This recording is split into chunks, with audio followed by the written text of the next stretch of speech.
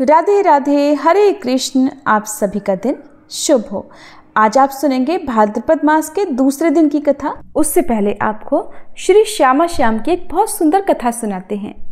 जिस समय स्वामी भगवान दास जी कटिया स्थान में भजन करते थे, उसी समय बरसाने में श्री जी के मंदिर के पास की पहाड़ी की चोटी पर मोरकुटी नाम की एक छोटी सी कुटिया में श्री कृष्णदास जी के शिष्य और तटिया स्थान के महंत श्री राधा प्रसाद जी के प्रशिष्य श्री स्वामिनी शरण जी भजन करते थे। ये कल्पना करना मुश्किल है कि इस निर्जन कुटी में, जिसके निकट जल तक की कोई व्यवस्था नहीं है और जो पक्की ईंटों की बनी होने के कारण चारों ओर पथरीली पहाड़ियों से घिरी होने के कारण गर्मी में भट्टी की तरह तपती है, कोई रह भी सकता है। पर इस कुटी के पीछे इस स्थान पर घटी श्यामा श्याम की एक मधुर लीला की स्मृति है और इसी घटना के कारण इसका नाम मोरकुटी पड़ा है। हो सकता है वह मधुर स्मृति ही स्वामिनी शरण जी के मन और प्राण को शीतल कर उन्हें उस कुटी की तपन को सहने के योग्य बनाती रही होगी। वह चमत्कारी लीला जो घटित हुई थी वो इस प्रकार है। श्यामा जी ने एक बार एक मोर पाला, उसे नृत्य की शिक्षा दी और एक दिन वे श्याम से बोली, प्यारे एक बात कहूँ, करोगे? नहीं करने का तो प्रश्न ही कहाँ प्यारी, प्यारे ने उत्तर दिया। तो तुम मेरे मोर के साथ नृत्य करो, देखे जरा कौन अधिक अच्छा नृत्य करता है। अच्छा तो बताओ हमारे दोनों के बीच मध्यस्थ कौन होगा? ये तो बता दो हमारे बीच हार जीत का फैसला कौन करेगा? मध्यस्थ ललिता होगी। तू निष्पक्ष रहेगी? श्याम ने ललिता की ओर मुड़कर उससे पूछा। हाँ हाँ प्यारे, बिल्कुल निष्पक्ष, ललिता ने फट से उत्तर दिया। तो ठीक है, मैं तैयार हूं, श्याम ने अपनी फेंट कसते हुए कहा। श्यामा जी ने मोर पर अपना हस्त कमल रखा और हस्त कमल का स्पर्श पाते ही वह नाचने लगा, झूमने लगा। उसे देखकर श्याम ने भी नाचना शुरू कर दिया। ये दृश्य देखकर पेड़ों पर बैठी कोयलों ने भी अलापना और पपीहे ने भी साथ में सुर मिलाना शुरू कर दिया। और ये देखकर मेघ भला कहाँ पीछे रहते, मेघ भी गरज कर मृदंग बजाने लगे। दामिनी दमक दमक कर रजनी में दीप दिखाने लगी, बिजली कड़कड़ाने लगी। तभी श्यामा ने नृत्य से रीझ श्याम को हंसते हंसते कंठ से लगा लिया। तब श्याम ने ललिता से कहा, बता सखी किसका नृत्य अच्छा था? ललिता ने कहा, प्यारे तुम्हारा भी अच्छा और इस मोर का भी अच्छा, पर मोर ने एक फिरकैया तुमसे ज्यादा दी है। और इस तरह श्याम की हार हो गई। उनका मुख कुछ उदास सा हो गया, पर जब श्यामा ने उन्हें कंठ से लगाया तो वह खिल गए। श्यामा श्याम की इस लीला का स्मरण कर स्वामिनी शरण जी हर समय श्यामा श्याम श्यामा श्याम श्यामा श्याम की रट लगाते रहते और स्कूटी में रहते। वे हर समय आवेश में रहते। खाने पीने तक की सुध उन्हें बड़ी मुश्किल से रहती। जिह्वा के स्वाद की तो वे परवाह ही नहीं करते। भिक्षा में जो कुछ मिल जाता एक साथ पका लेते। जिह्वा तो बस श्यामा श्याम नाम के रस का आस्वादन करके ही छकी रहती। और इस तरह जीवन के अंतिम 13 वर्ष उन्होंने बिना अन्न के ही बिताए। उन दिनों में वे केवल छाछ और फल पर निर्भर रहते। फिर भी इतना सब कुछ होने के बावजूद उनमें इतना बल था कि अपने कंधे पर रखे एक बांस के दोनों सिरों पर पानी से भरे हुए 2 बड़े बड़े मटके लटकाए पहाड़ी पर स्वच्छंद इस तरह चढ़े चले जाते मानो उनके ऊपर कोई भार ही नहीं हो। और इसी तरह एक बार उन्हें एक बहुत जहरीले सांप ने भी डस लिया, लेकिन उसका भी उन पर कोई असर नहीं हुआ। और अपनी कुटिया में वो कुछ चना चबेना गुड़ और मूंगफली जरूर रखते, जिससे कि वे अभ्यागतों की सेवा किया करते। एक बार की बात है, उनकी कुटिया में चोर आ गए तो बाबा उनसे कहने लगे, भैया मेरे पास चना चबेना छोड़कर और है ही क्या, फिर जो है सो तुम्हारा ही तो है, तुम जो चाहे सो ले जाओ, इसमें संकोच की क्या बात है। अब चोर गुड़ मूंगफली और चने की हंडिया तो खाली कर ही गए, साथ ही साथ उनका लोटा, बाल्टी और कंबल आदि जो भी दिखा वो सब कुछ चुरा कर ले गए। दूसरे दिन उन चोरों के घर भी चोरी हो गई। अब तो उन्हें बड़ा पश्चाताप हुआ। उन्होंने बाबा के पास जाकर उन्हें दंडवत की और उनसे क्षमा मांगी। तब बाबा ने कहा, क्षमा किस बात की भाई, वो सब तो मैंने ही तुम्हें दिया था, तुम कोई जबरदस्ती थोड़ी लेकर गए थे। अब जब उसे चोर ले गए हैं तो ले जाने दो, चिंता क्या है, श्री जी बड़ी कृपालु हैं और दे देंगी। पंडित रामकृष्ण दास बाबा स्वामिनी शरण जी के गुणों से मुग्ध थे। कभी कभी स्वामिनी शरण जी वृंदावन जाकर पंडित बाबा के निवास से दाऊ जी के बगीचे के निकट बाराद्वारी नाम के निर्जन स्थान में रहा करते थे। उस समय दोनों का एक दूसरे के स्थान पर जाकर मिलना बैठना और इष्ट गोष्ठी होता था। एक बार कलकत्ते के एक सेठ पंडित बाबा के दर्शन को गए और बहुत से फल फूल उन्हें अर्पण किए। वे मधुकरी छोड़कर और कोई वस्तु, खास तौर पर ब्रज के बाहर के किसी भी व्यक्ति की कोई वस्तु ग्रहण ही नहीं करते थे, इसलिए उन्होंने वो भेंट भी अस्वीकार कर दी। तब सेठ स्वामिनी शरण जी के पास गए और उन्हें वही फल भेंट किए। उन्होंने उन्हें ग्रहण कर प्रेम से ठाकुर जी को भोग लगाया। दैव योग से थोड़ी देर बाद पंडित बाबा वहां पहुंच गए। पंडित बाबा को उन्होंने प्रसाद रूप में उसी में से कुछ फल देते हुए कहा, ये आज कलकत्ते के एक सेठ लाए थे। बाबा ने उन्हें स्वीकार कर लिया। किसी ने उनसे कहा, यही फल तो आपने पहले लौटा दिए थे, आप क्यों ग्रहण कर लिए?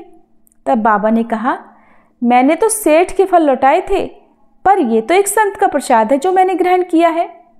ये प्रसिद्ध है कि स्वामिनी शरण बाबा को मोर कुटी पर ललिता जी के दर्शन हुए थे।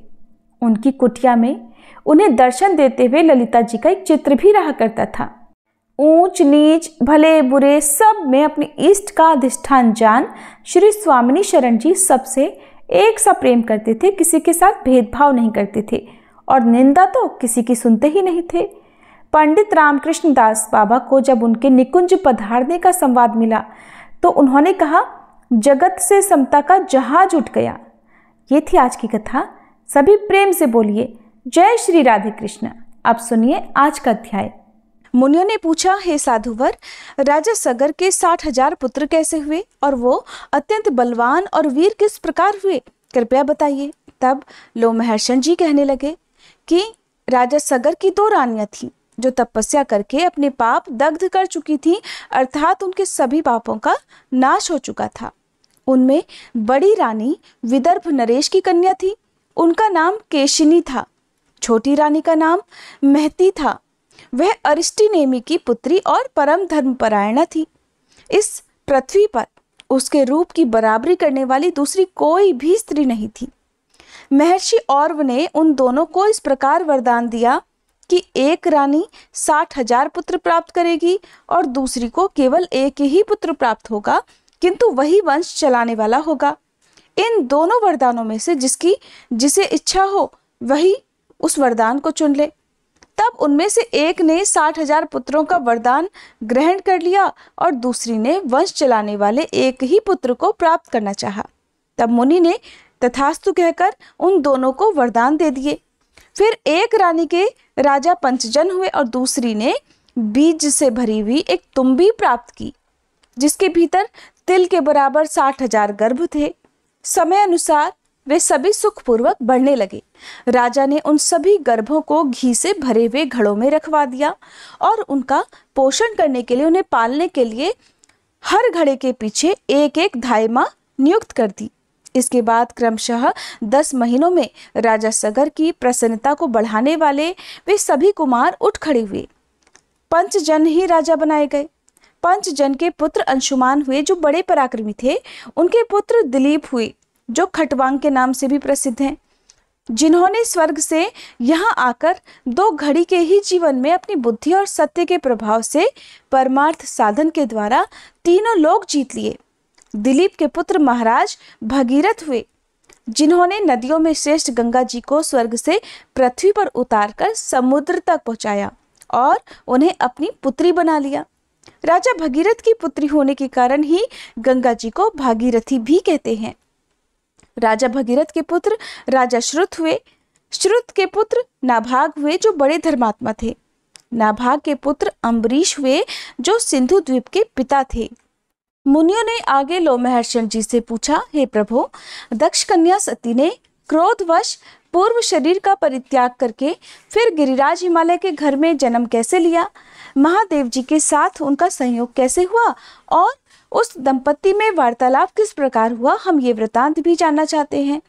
तब लोमहर्षण जी कहने लगे कि एक समय मुनियों ने श्री ब्रह्मा जी से यही प्रश्न किया था। तब ब्रह्मा जी बोले, हे मुनिवरों, पार्वती जी और महादेव जी की पवित्र कथा सभी पापों का नाश करने वाली और संपूर्ण कामनाओं को पूर्ण करने वाली है। उससे कहता हूँ, सुनो। एक समय की बात है, महर्षि कश्यप हिमवान के घर पर पधारे। उस समय हिमवान ने पूछा कि मुने, किस उपाय से मुझे अक्षय लोक प्राप्त होंगे, मेरी अधिक प्रसिद्धि होगी और सत्पुरुषों में मैं पूजनीय समझा जाऊंगा। तब कश्यप जी ने कहा, हे महाबाहो, उत्तम संतान होने से ये सब कुछ प्राप्त हो जाता है। ब्रह्मा और ऋषियों सहित मेरी प्रसिद्धि तो केवल संतान के ही कारण है। इसलिए गिरिराज, तुम घोर तपस्या करके गुणवान संतान, श्रेष्ठ कन्या उत्पन्न करो। ब्रह्मा जी कहते हैं कि कश्यप जी के ऐसा कहने पर गिरिराज हिमालय ने नियम में स्थित होकर एक ऐसी तपस्या की जिसकी कहीं तुलना ही नहीं है। उस तपस्या से मुझे बड़ा संतोष हुआ। तब मैंने उनके पास जाकर कहा कि उत्तम व्रत के पालन करने वाले हे गिरिराज, अब मैं तुम्हारी इस तपस्या से संतुष्ट हूँ, तुम इच्छानुसार वर मांगो। हिमालय ने कहा, भगवान, मैं सभी गुणों से सुशोभित संतान चाहता हूँ। अगर आप मुझ पर संतुष्ट हैं तो ऐसा ही वर दीजिए। ब्रह्मा जी बोले, गिरिराज की यह बात सुनकर मैंने उन्हें मनोवांछित वर देते हुए कहा, हे शैलेंद्र, इस तपस्या के प्रभाव से तुम्हें कन्या प्राप्त होगी, जिससे तुम चारों ओर उत्तम कीर्ति प्राप्त करोगे। तुम्हारे यहाँ कोटि कोटि तीर्थवास करेंगे। तुम संपूर्ण देवताओं से पूजित होगे और अपने पुण्य से देवताओं को भी पावन बनाओगे। इसके बाद गिरिराज ने समयानुसार अपनी पत्नी मैना के गर्भ से अपर्णा नाम की एक कन्या उत्पन्न की। अपर्णा बहुत समय तक निराहार रही। उसे उपवास करने से रोकते हुए माता ने एक दिन कहा कि बेटी उमा, अर्थात ऐसा मत करो। उस समय वे मात्र स्नेह से बहुत दुखी हो रही थी, क्योंकि उनकी कन्या बिना कुछ खाए पिए उपवास में लीन थी। माँ के ऐसा कहने पर कठोर तपस्या करने वाली पार्वती देवी अर्थात अपर्णा उमा नाम से ही इस संसार में प्रसिद्ध हो गई। पार्वती जी की तपस्या से तीनों लोग संतप्त हो उठे। तब मैंने उससे कहा, देवी, क्यों इस कठोर तपस्या से तुम संपूर्ण लोगों को संताप दे रही हो? कल्याणी, तुम्ही ने तो इस संपूर्ण संसार की सृष्टि की है, स्वयं ही से रचकर अब इसका विनाश तो मत करो। हे जगन्माता, आप अपने तेज से संपूर्ण लोकों को धारण करती हो, फिर कौन ऐसी वस्तु है जिसे आप इस समय तपस्या के द्वारा प्राप्त करना चाहती हो, वह हमें बतलाओ। तब देवी ने कहा, पितामह, मैं जिसके लिए ये तपस्या करती हूँ उसे तो आप भली भांति जानते हैं, फिर मुझसे क्यों पूछ रहे हैं? तब मैंने पार्वती से कहा, हे शुभे, तुम जिनके लिए तप करती हो वो स्वयं ही तुम्हारा वरण करेंगे। भगवान शंकर ही सर्वश्रेष्ठ पति हैं, वे संपूर्ण लोकेश्वरों के भी ईश्वर हैं। हम सदा ही उनके अधीन रहने वाले किंकर हैं। देवी, वे देवताओं के भी देवता, परमेश्वर और स्वयंभू हैं। उनका स्वरूप बहुत ही उदार है और उनकी बराबरी करने वाला कहीं कोई भी नहीं है। इसके बाद हे मुनिवरों, देवताओं ने आकर परम सुंदरी पार्वती जी से कहा, हे देवी, भगवान शंकर थोड़े ही दिनों में आपके स्वामी होंगे, अब इसके लिए आप तपस्या मत कीजिए। ऐसा कहकर देवताओं ने गिरिराज कुमारी की परिक्रमा की और वे वहां से अंतर्ध्यान हो गए। पार्वती जी भी तपस्या से निवृत्त हो गई, अर्थात उनकी तपस्या अब पूर्ण हो गई, किंतु वे अपने आश्रम में ही रहने लगी, अपने महल में वापस नहीं गई। एक दिन जब वे अपने आश्रम में उगे हुए अशोक वृक्ष का सहारा लेकर खड़ी थी कि देवताओं की पीड़ा को दूर करने वाले भगवान शंकर वहां पधारे। किस रूप में पधारे, अब ये भी आप सभी जानिए। उनके ललाट में चंद्राकार तिलक लगा हुआ था और वे अपने पूर्ण रूप से नहीं बल्कि बाह के बराबर, जितना हमारा एक हाथ होता है उसके बराबर नाटा और बड़ा ही विकृत रूप धारण करके आए थे। उनकी नाक कटी हुई थी, कुबड़ निकला हुआ था और केशों का अंतिम भाग भी पीला पड़ गया था। उनका मुख बिल्कुल बिगड़ा हुआ लग रहा था, बड़ा विभत्स लग रहा था। और उन्होंने अपने इसी रूप में आकर देवी पार्वती से कहा, देवी, मैं तुम्हारा वरण करता हूँ, अर्थात मैं तुम्हें पत्नी बनाना चाहता हूँ। उमा योगी सिद्ध हो गई थी। आंतरिक भाव की शुद्धि से उनका मन एकदम पवित्र शुद्ध हो गया था। वे समझ गई कि साक्षात भगवान शंकर ही यहाँ पधारे हैं। तब उनकी कृपा प्राप्त करने की इच्छा से पार्वती जी ने अर्घ्य, पाद्य और मधुपर्क के द्वारा उनका पूजन करके कहा, भगवान, मैं स्वतंत्र नहीं हूँ। घर में मेरे पिता मालिक हैं, वे ही मुझे देने में समर्थ हैं। मैं तो उनकी कन्या हूँ। यह सुनकर देवाधिदेव भगवान शंकर ने उस विकृत रूप में ही गिरिराज हिमालय के पास जाकर कहा, शैलेंद्र, मुझे अपनी कन्या दीजिए। उस विकृत वेश में अविनाशी रुद्र को ही आया जान गिरिराज को शाप से भय हुआ। उन्होंने उदास होकर कहा, हे भगवान, ब्राह्मण इस पृथ्वी के देवता हैं, मैं उनका अनादर नहीं करता, किंतु मेरे मन में पहले से जो कामना है उसे भी सुन लीजिए। मेरी इच्छा है कि मेरी पुत्री का स्वयंवर हो, उसमें वह जिसको अपना पति चुनना चाहेगी वही उसका पति होगा। हिमालय की यह बात सुनकर भगवान शंकर ने देवी के पास आकर कहा कि देवी, तुम्हारे पिता ने स्वयंवर होने की बात कही है, उसमें तुम जिसका वरण करोगी वही तुम्हारा पति होगा। उस समय तुम किसी रूपवान को छोड़कर मुझ जैसे अयोग्य का वरण भला कैसे कर सकोगी? क्योंकि भगवान शिव वहां पर विकृत रूप में देवी पार्वती की और उनके पिता की परीक्षा ले रहे थे। उनके ऐसा कहने पर पार्वती जी ने उनकी बातों पर विचार करते हुए कहा, महाभाग, आपको अन्यथा विचार नहीं करना चाहिए। मैं तो आपका ही वरण करूंगी, इसमें कोई भी अनोखी बात नहीं है। या फिर अगर आपको मुझ पर संदेह है तो मैं यही आपका वरण कर लेती हूँ। ऐसा कहकर पार्वती जी ने अपने हाथों से अशोक का गुच्छा लेकर भगवान शंकर के कंधे पर रखा और कहा, देव, मैंने आपका वरण कर लिया। भगवती पार्वती के इस प्रकार वरण करने पर भगवान शंकर ने उस अशोक वृक्ष को अपनी वाणी से सजीव करते हुए से कहा, हे अशोक, तुम्हारे परम पवित्र गुच्छे से मेरा वरण हुआ है, इसलिए तुम जरावस्था से रहित और अमर रहोगे। तुम जैसा चाहोगे वैसा रूप धारण कर सकोगे। तुम में इच्छानुसार फूल लगेंगे। तुम सभी कामनाओं को देने वाले सब प्रकार के आभूषण रूप फूल और फलों से संपन्न होकर मेरे अत्यंत प्रिय होगे। तुम में सब प्रकार की सुगंध होगी और तुम देवताओं के भी अधिक प्रिय बने रहोगे। ऐसा कहकर जगत की सृष्टि और संपूर्ण भूतों का पालन करने वाले भगवान शंकर हिमालय कुमारी उमा से विदा लेकर वहीं अंतर्ध्यान हो गए। उनके चले जाने पर पार्वती जी भी उन्हीं की ओर मन लगाए एक शिला पर अर्थात पत्थर पर बैठ गईं। उसी समय देवाधिदेव स्वयं लीला करने के लिए ब्राह्मण बालक का रूप धरकर फिर से निकटवर्ती सरोवर में प्रकट हुए। उस समय उन्हें एक ग्रह ने पकड़ रखा था। वे बोले, हाय, ग्रह से पकड़े जाने के कारण मैं अचेत हो रहा हूँ, कोई हो तो मुझे आकर बचाए। पीड़ित ब्राह्मण बालक की वह करुण पुकार सुनकर कल्याणमयी देवी पार्वती अचानक उठ खड़ी हुई और दौड़ती हुई उसी स्थान पर गई जहां पर वह ब्राह्मण बालक खड़ा हुआ था। वहां पहुंचकर चंद्रमुखी देवी ने देखा कि एक बहुत सुंदर बालक मगरमच्छ के मुख में पड़ा हुआ थरथर कांप रहा है और वह बड़ा करुण विलाप कर रहा था। मगरमच्छ के मुंह में पड़े हुए उस बालक को देखकर देवी उमा दुख से आतुर हो गई और बोली, हे ग्रहराज, ये अपने पिता माता का एक ही बालक है, इसे शीघ्र छोड़ दो। वह ग्रह अर्थात मगरमच्छ कहने लगा, देवी, छठे दिन पर जो सबसे पहले मेरे पास आ जाता है उसी को विधाता ने मेरा आहार निश्चित किया हुआ है। महाभागे, ये बालक आज छठे दिन ब्रह्मा जी से प्रेरित होकर ही मेरे पास आया है, इसलिए मैं तो इसे किसी प्रकार नहीं छोड़ूंगा। तब देवी पार्वती बोली, हे ग्रहराज, मैंने हिमालय के शिखर पर जो उत्तम तपस्या की है उसका पुण्य लेकर इस बालक को छोड़ दो, मैं तुम्हें नमस्कार करती हूँ। ग्रह ने कहा, देवी, आपने थोड़ी या उत्तम जो कुछ भी तपस्या की है वो सब मुझे दे दें तो मैं इस बालक को तुरंत ही मुक्त कर दूंगा। देवी बोली, हे महाग्रह, मैंने जन्म से लेकर अब तक जो पुण्य किया है वह सब तुम्हें समर्पित है, अब इस बालक को छोड़ दो। देवी के ऐसा कहते ही उनकी तपस्या से विभूषित वह ग्रह दोपहर के सूर्य की तरह तेज से प्रज्वलित हो गया। उस समय उसकी ओर देखना कठिन हो रहा था। ग्रह ने संतुष्ट होकर विश्व को धारण करने वाली देवी से कहा, महाव्रते, तुमने ये क्या किया? भली भांति सोचकर देखो तो सही। तपस्या का उपार्जन बड़े कष्ट से होता है। तुमने इतनी कठिन तपस्या करके जो पुण्य प्राप्त किया है उसका परित्याग करना बिल्कुल भी अच्छा नहीं माना है।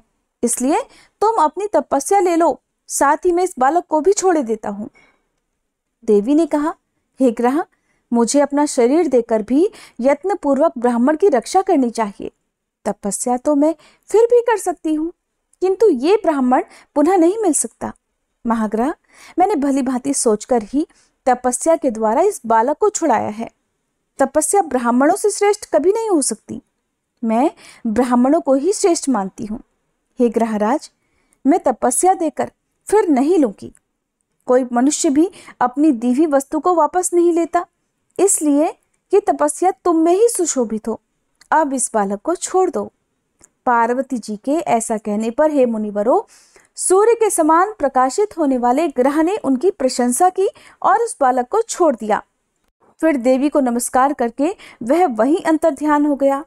अपनी तपस्या की हानि समझकर पार्वती जी ने पुनः नियम पूर्वक तप का आरंभ कर दिया।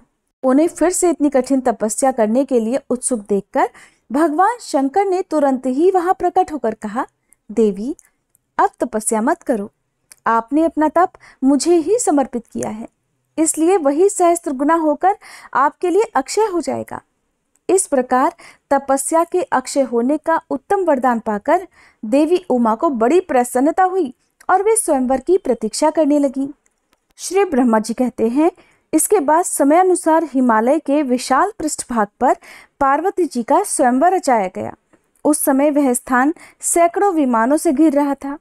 गिरिराज हिमवान किसी बात को सोचने विचारने में बड़े निपुण थे। पुत्री ने देवाधिदेव महादेव जी के साथ जो मंत्रणा की थी वह उन्हें पता चल गई थी।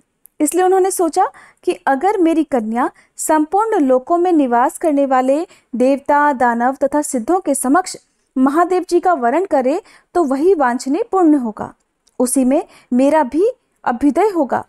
ऐसा विचार कर शैलराज ने मन ही मन महेश्वर का स्मरण करके रत्नों से मंडित प्रदेश में स्वयंवर रचाया।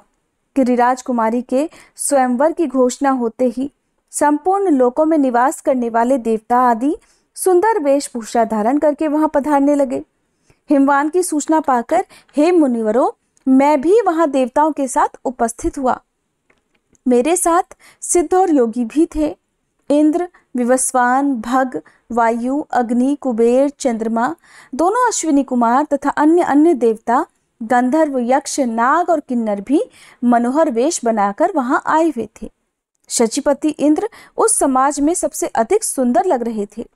वे प्रतिहत आज्ञा, बल और ऐश्वर्य के कारण हर्षमग्न होकर स्वयंवर की शोभा बढ़ा रहे थे। जो तीनों लोकों की उत्पत्ति में कारण, जगत को जन्म देने वाली तथा देवता और असुरों की माता हैं, जो परम बुद्धिमान आदि पुरुष भगवान शिव की पत्नी मानी गई हैं तथा पुराणों में परा प्रकृति बताई गई है, वे ही भगवती सती दक्ष पर क्रोधित होकर देवताओं का कार्य सिद्ध करने के लिए हिमवान के घर में अवतरित हुई थी। वे जिस विमान पर बैठी थी उसमें सोने और रत्न जड़े हुए थे। उनके दोनों ओर चंवर डुलाए जा रहे थे। वे सभी ऋतुओं में खिलने वाले सुगंधित पुष्पों की माला हाथ में लिए स्वयंवर सभा में जाने को तत्पर हुई। इंद्रादि देवताओं से स्वयंवर मंडप भरा हुआ था। भगवती उमा माला हाथ में लिए देव समाज में खड़ी हुई थी। इसी समय देवी की परीक्षा लेने के लिए एक बार फिर से भगवान शंकर 5 शिखा वाले शिशु बनकर अचानक उनकी गोद में आकर सो गए। देवी ने उस पंचशिख बालक को देखा और ध्यान के द्वारा उसके स्वरूप को जानकर बड़े प्रेम के साथ उसे अपनी गोद में भर लिया। पार्वती जी का संकल्प शुद्ध था। वे अपना मनोवांछित पति पा गईं, इसलिए भगवान शंकर को हृदय में रखकर स्वयंवर से लौट पड़ी। देवी के अंक में सोए हुए उस शिशु को देखकर देवतागण आपस में सलाह करने लगे कि ये कौन है। कुछ पता न लगने से अत्यंत मोह में पड़कर वे सब बहुत कोलाहल करने लगे और वृत्तासुर को मारने वाले इंद्र ने अपनी एक बाह ऊंचे उठाकर उस बालक पर वज्र का प्रहार करने का प्रयास किया, किंतु शिशु रूपधारी देवादिदेव शंकर ने उन्हें स्तंभित कर दिया। अब न तो वे वज्र चला सके और न हिल डुल सके। तब भग नाम वाले बलवान आदित्य ने एक तेजस्वी शस्त्र चलाना चाहा, किंतु भगवान ने उनकी बाह को भी जड़वत बना दिया। साथ ही उनका बल, तेज और योग शक्ति भी व्यर्थ हो गई। उस समय हे मुनिवरों, मैंने परमेश्वर शिव को पहचान लिया और शीघ्र उठकर उनके चरणों में आदर पूर्वक अपना मस्तक झुकाया। इसके बाद मैंने उनकी स्तुति करते हुए कहा, भगवान, आप अजन्मा और अजर देवता हैं। आप ही जगत के सृष्टा, सर्वव्यापक, प्रकृति पुरुष तथा ध्यान करने योग्य अविनाशी हैं। अमृत परमात्मा ईश्वर, महान कारण, मेरे भी उत्पादक, प्रकृति के सृष्टा, सबके रचयिता और प्रकृति से भी परे हैं। ये देवी पार्वती भी प्रकृति रूपा हैं, जो सदा ही आपके सृष्टि कार्य में सहायक होती हैं। महादेव, देवी पार्वती के साथ आपको नमस्कार है। हे देवेश्वर, आपकी ही कृपा और आदेश से मैंने इन देवता आदि प्रजाओं की सृष्टि की है। ये देवगण आपकी योग माया से मोहित हो रहे हैं। अब आप इन पर कृपा कीजिए, जिससे ये सब पहले की तरह हो जाएं। इसके बाद मैंने सभी देवताओं से कहा, अरे तुम सब लोग कितने मूर्ख हो, इन्हें नहीं जानते? ये साक्षात भगवान शंकर हैं। आप शीघ्र इनकी शरण में जाओ। तब वे सब जड़वत बने हुए देवता शुद्ध चित्त से मन ही मन महादेव जी को प्रणाम करने लगे। इससे देवाधिदेव महेश्वर ने प्रसन्न होकर उनका शरीर पहले जैसा कर दिया। इसके बाद देवेश्वर शिव ने परम अद्भुत त्रिनेत्रधारी विग्रह धारण किया।